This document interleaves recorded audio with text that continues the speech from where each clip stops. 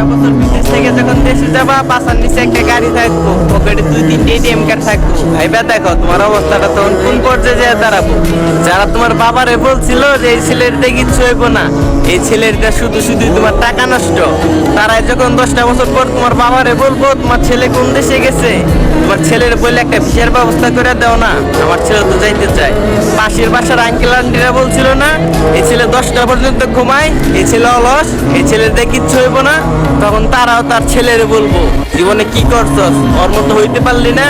ভাই ভাইবো না, এত ভাবা চিন্তা ভাবতে লাগাই দাও না 5টা বছর, লাগাই দাও 5টা বছর।